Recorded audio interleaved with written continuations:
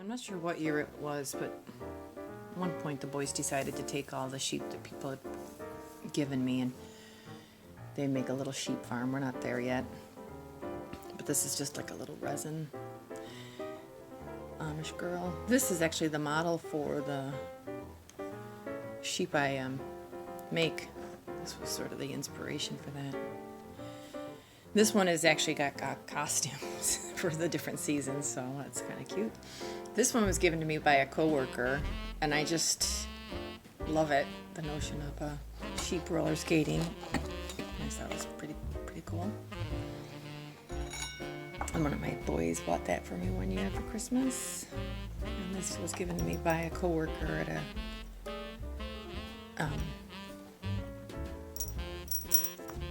so that's going to go up on the tree probably. Oh no, that's going to go in the flock. That's right.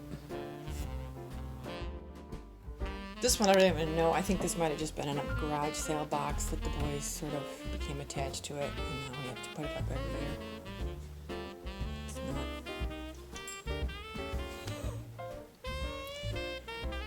It could be a snowman. It could be a sheep. I'm not sure. These two are very sweet. They have little collars.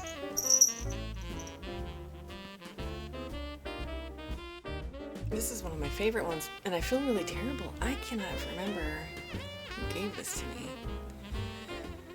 I know I didn't buy it, because all this stuff is stuff that people will give you, because they know that you've got a passion for sheep, right? I love this one.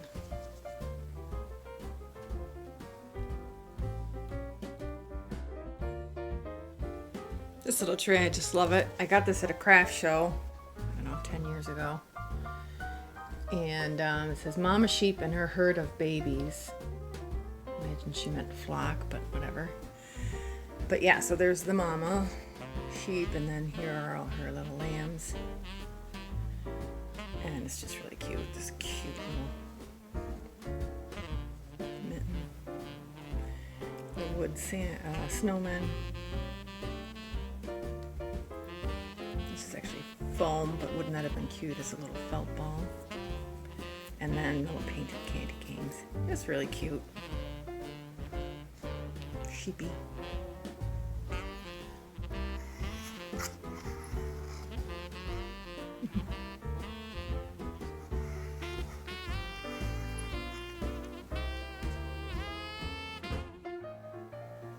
Of course, we've got, sheep in our nativity scene. We've had this set for at least 20 years. There's our shepherd. The boys always put one of the lambs up on that little loft.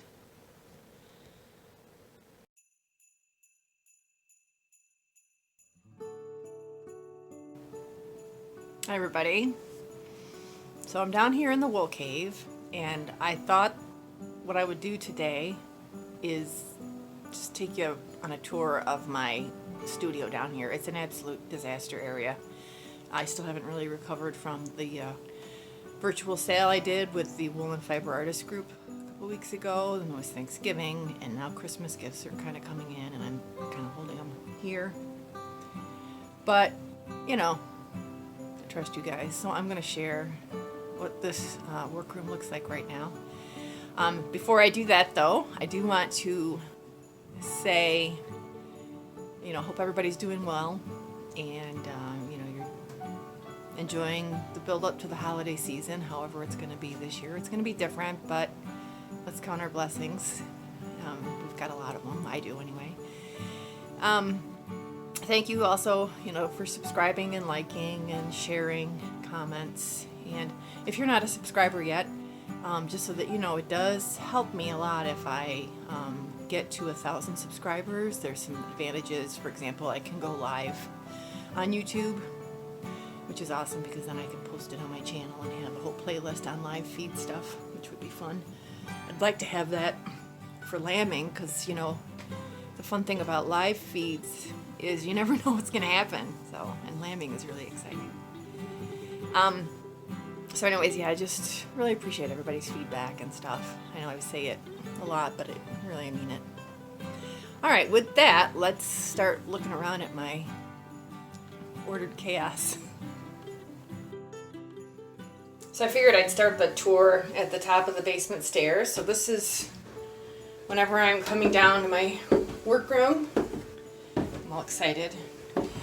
This grid wall, I'm going to actually make shelving units with this. And I've got a massive Magicraft order I'm waiting on. And I'll be storing it on this. So as I'm trying to figure out a place to put it. So as we turn the corner here, we have the cabinet of lambing and sheep supplies. That I want to move this into the garage because every time I try to navigate through this narrow space here, I always bang into this thing. And it used to actually be the boys' toy chest, which is why there's these funny, actually they glow in the dark stickers they put on there. On the wheel, so right now I haven't really done a lot of spinning. I played around a lot with the stylus kit, but then I ended up selling it, so I've got 5 more on order. This is the stylus bobbin that I was demonstrating before, and I've got a bunch of different wools on here because I was trying all sorts of different stuff. The last thing I tried was taking some of my short bits and carding them on my paddle cards, my hand cards, and it was just amazing. So all this time, all the shorter staple wool, you know, I've been sort of discouraged by, but it works really great because it's so crimpy and it holds onto itself. It just really does long draw really nicely. So I've got a little bit on this bobbin, and I have the other bobbin somewhere on my Lazy Kate. So the next thing I'll be doing there is applying those skeins. Alright, so then we have, oh my gosh, all my flicking waste and garbage and tissues, because this is where I sit when I flick, and I have the television here, and I am, you know, a sucker for movies that have feelings and emotions in them, so I cry down here when I'm oh my gosh, alright. So this is wool that I want to organize into the quilt bats. I just haven't done it yet. They've got little containers for that. Here is my carding station, my battery. Over here I've got on my comb top. So I've actually run out of the white and the gray. I've only got about an ounce left. Yeah. So the white is gone, followed very soon after by the gray, and then the moret. And I still have a good amount of black and fawn. Then my kind of collection of books and stuff, fiber books and novels, and you know, everybody's familiar with these books, nothing different. And a bunch of sheep. That's a cat that I made in 5th grade art class. Gift bags are what I have all my patterns that I make. So I've got a sock pattern, a mitten, hat, market bag, and that's just where I keep the patterns. And that's there is my sign. So when I have a show, it's my first lace shawl I ever made. Oh my gosh, that thing took forever. And then my Shetland signs. And then all my Magicraft inventory. Not all of it, but a good amount of it. I just organized all of the spares and stuff. This was super, super fun. Made little signs. I was trying to imagine, like, if Rich were helping me at a show, how would he know what stuff is? And so I took a picture of it, or, you know, downloaded a picture and made little tags. So everything, I now have all of the supplies in inventory. Now they're nicely organized. This is my I'm going to call it my needle felting area. This is my needle felting area, and right now I'm working on making this little Sylvia. This is all Sylvia's wool, and I'm in the middle of it, and I realized that there's just enough of a difference between this and this. This is like a warmer brown, and this is taupe, so I have to pull out one or the other depending on what I have more curly bits of. This is where I keep my double row combs. And then I have, this is yarn that I want to make. This is millspun yarn from last year. And I downloaded this pattern. And I'm stuck at the needles. I just haven't made the time to source the needles or find them in all my clobber. I thought that would be kind of pretty. Somebody on my Instagram feed, I think, suggested that I try making this cowl with my last year's mill run ends. And so that's what I'm going to do there. This is where I do all my cutting, so my paper cutter is down there. So like if I'm doing labels or tags or whatever, normally the paper cut is up there. But I found the kids' light bright, and so I'm going to play with it later. Yeah, my son is going through all our games and toys and trying to get it organized, and just came across that, so that's going to be a fun activity for me. And this is just sort of a combination of wool and supplies. There's my flick carder shelf. Just a bunch of stuff. This is normally where I do all my shipping, packing and stuff. But it's also now doubling as a Christmas gift holding area. You know what? Rich bought these cotton gloves. These are actually them.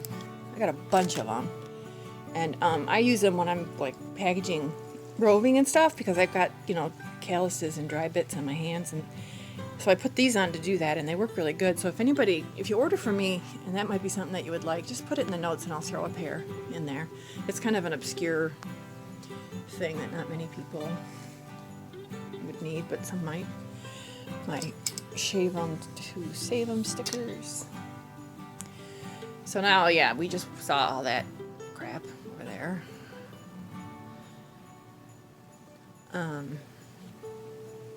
This is my Eames chair. Rich bought me one year for Christmas, and it just found its way down here. I don't know why. That was kind of an extravagant, almost like an investment. Super cool. I did end up getting all of that yarn skeined, so I was watching an episode of Miranda on the BBC, which is probably one of my favorite shows right now. I've actually seen it all, the series, but I'm rewatching it because it's so funny. And I have decided that the gray mill run is my favorite. It's really pretty. I just love it. And I'll show you what I'm working on upstairs. Oh, I want to take some time and tidy. That is the roving of Yara, which was that old use. So that's what I was using on the stylus kit. And then just a bunch of odd assortments of stuff. My mother made that cross stitch, and I had that over my bed when I was little, I remember. And I also, this painting here was my favorite painting. My mom had an art book, and I used to always look at it, and I used to think that that was me when I was little. Okay, that's an ugly sweater I made a while ago. Yeah, so this is where I sit when I have the wheel going to spin. Space where I process my orders, my printer, my garbage, a collection of clobber that I've got to get straightened up someday. The drum carder, plastic bags, there's my skein winder, there's this box of tissues from last year that I thought was awesome, so I kept it even though it was empty. I mean, who would know what that is? Oh, it's Scotty's. It's not Kleenex. So, I don't know. I just have that. Stuff for my measuring out the yarn, rulers. There's my drum carder, which I'm actually going to be putting up for sale, because when I get the Magicraft drum carder in, if that ever comes in, I'll be replacing this with the Magicraft. So that'll be up in the website soon, and if anybody's interested in it now, let me know. It's been, I've used the heck out of this thing. Definitely not gently used. It's been used. I really feel kind of bad getting rid of it, but Magicraft has got a bunch of extras on there that I'm interested in. Alright, so that's my studio downstairs. I want to show you one other thing down here, and then I'm going to take you upstairs because I'm working on something. So this is a bushel basket storage unit that Rich made me that actually has a base. Right now I just have it strapped to one of the poles keeps the house standing. And so hang the bushel baskets from it. So now I just put all sorts of packaging material and old wool and this super cool harness a woman gave me. I should put it on one of the rams, but I just don't have the heart. It's so nice. It smells really good.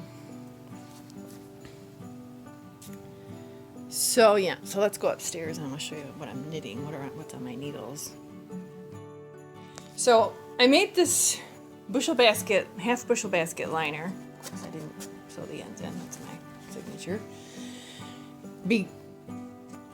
Because I got that bushel basket storage unit thingy and I was consistently getting little splinters in my hands from the wood. So the other issue I had was that the wool kept on getting caught on just little bits and stuff. So I made this pattern and then I spun, I was hand spinning my bridge wool. This is before I got on figured out that I should be using a mill. So I would make these little cakes out of the bridge wool, and the gauge is pretty heavy. I'm not really good at knowing what weights are, but I mean it's thick. So like I said, I wrote this pattern for the bushel basket liner, and then I would offer it with the cakes, and you needed like 7 ounces of this gauge. And the other cool thing about it is you can take it out. Hang on, I'm going to put the camera down first. So anyways, you can take it out and it's like a little bag. So let's just say, I don't know, you were picking apples or squash or something, and you don't want to bring the dirty bag in, you can just grab the softer pouch. All right, so anyways, so what happens now is, now that I'm part of that Woolen Fiber Artist group, WAFA, and I'm a vendor, they had a call for patterns, like a stash buster. So I was like, oh, you know what I'll do? I'll send this over, and then I can have people use my mill spun from this year to make it. Well, it turns out the gauge on the mill spun is quite a bit thinner. So what I'm doing is trying to rework the pattern for that smaller gauge. So I went to a size 6 needle, whereas the other one was a size 8 needle, and it's taken a little bit longer to make it than the other ones, but it's going to be really cute and rustic. So this is a 4-ounce skein. So in addition to redesigning the pattern to work with this mill spun yarn, I'm also going to I'm expecting it's probably going to use a little bit less than 4 ounces, but we'll see. So that's what I'm working on right now. And trying to come up with some patterns for the mill spun that I just had done.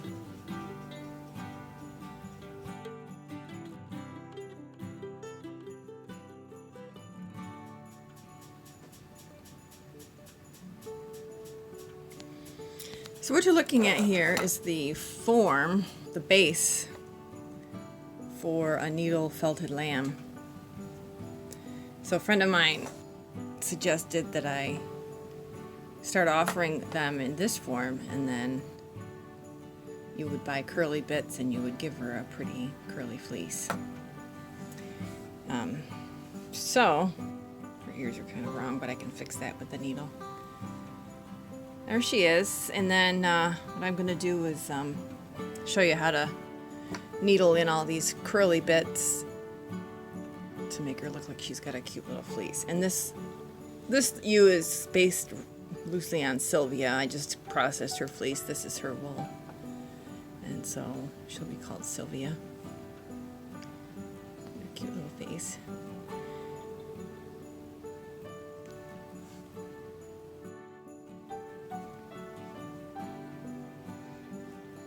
Okay, so like I said, she's already got her feet, her head, her face is made, her ears. So what I'm going to do now is I'm going to give her a nice fleece. This is all curly locks, and what this is is wool that's too tightly coiled for me to enjoy trying to flick or comb it. It's just really spirally twisty. And so what I do with this is I'll just take the loose ends and needle it in her so that she has the appearance of having a very cute little curly fleece. And all I do is rip the curly bits by the tips and set it down, and then just needle in those loose ends. And then once I got them needled in good, then I would gently sort of try to place the curls so that the blonde tips are evenly distributed.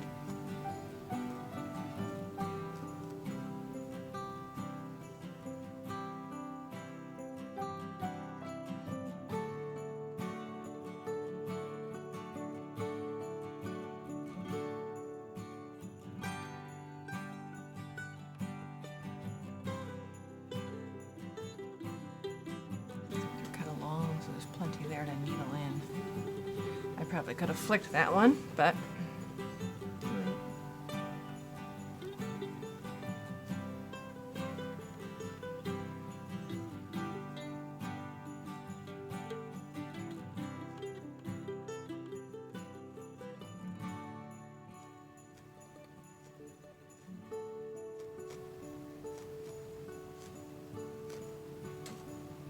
this is a really good kind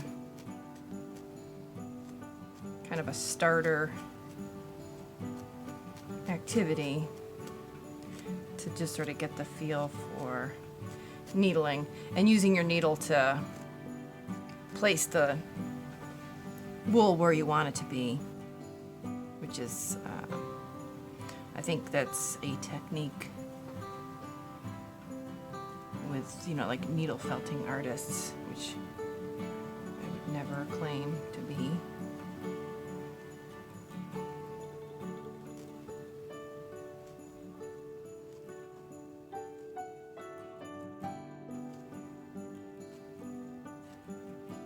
Makes this really satisfying sound when you get the loose bits of wool.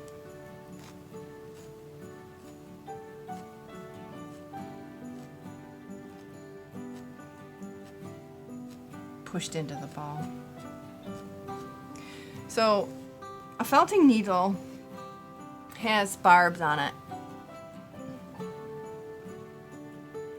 don't know if you can see it here, but there's jagged edges to it. And what those jagged edges do is they catch the loose fibers and shoves them into your form. Compacts them also. So you can't do this with just like a regular sewing needle. You actually need a felting needle to do this.